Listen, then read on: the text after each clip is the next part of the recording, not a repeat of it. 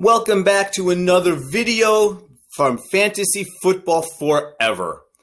I'm constantly asked from people, I have the option of picking my draft slot. I can pick 101, 102, 106, 109. Which one should I pick? And I think we're often guided in the wrong direction. I'd like to argue that you should always pick the highest draft spot available. And here's why. Here's the general principle. Odd numbered rounds are more valuable than even numbered rounds. Would you rather have the first pick in round 1 or in round 2? Would you rather have the first pick in round 3 or round 4? Would you rather have the first pick in round 5 or round 6? This shows that odd numbered rounds are always more valuable than even numbered rounds. So following that logic, it is best to have the highest pick in odd numbered rounds and the lower pick in even number rounds. In fact, that should always be your default choice unless you have an extremely compelling reason to deviate from that strategy.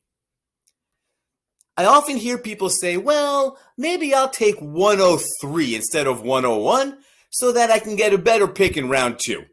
So imagine a 10-team league and you're saying, I have 3 players at the top of my list, so I'm going to take 103. I get the same player that I would at 101, and that way I'll get a better player in round 2 at 208 than I would at 210. This is faulty logic for 2 reasons. First of all, you and your league mates are going to differ tremendously in your valuation of players, which means that the player at 208 that you'd want, there's a good chance that he'll be there at 210. The only exception is if you think that there is a teardrop exactly after 18 players and that everyone in your league has the exact same players ranked in the top 18. And that just doesn't happen. It's also faulty logic for another reason.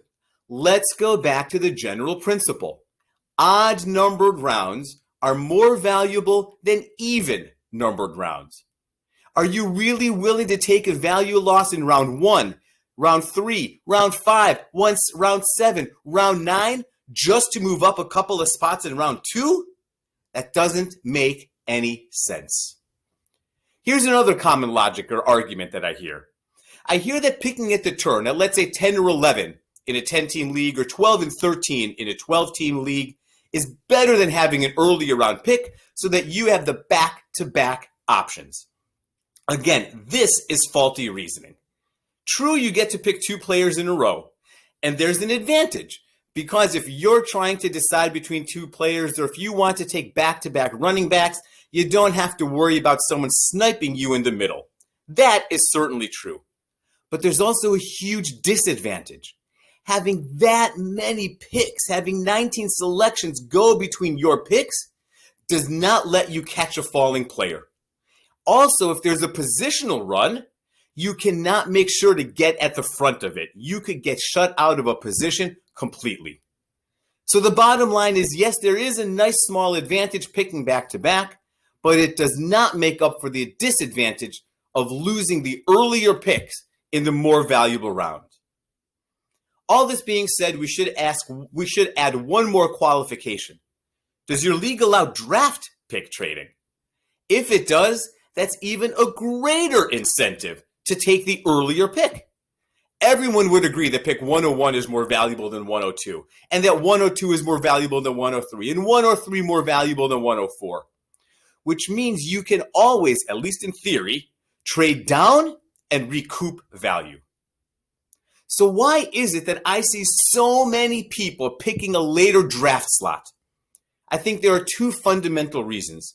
The first is the mistaken thinking that the value added of getting a player earlier in round 2 is worth dropping back in round 1. Right? That's the mistaken thinking that we've already talked about. The other reason, though, is fear. People don't want to be wrong. We are scared of making a mistake. In 2020, I don't want to have to choose between Christian McCaffrey and Saquon Barkley because maybe I'll choose wrong. So to avoid fear, to avoid making a bad decision, we'll will say, let me take 102, and will justify it by saying that way I get an earlier pick in round 2. Here's the big advice. Let go of the fear. Take the earlier pick. Take the more valuable pick.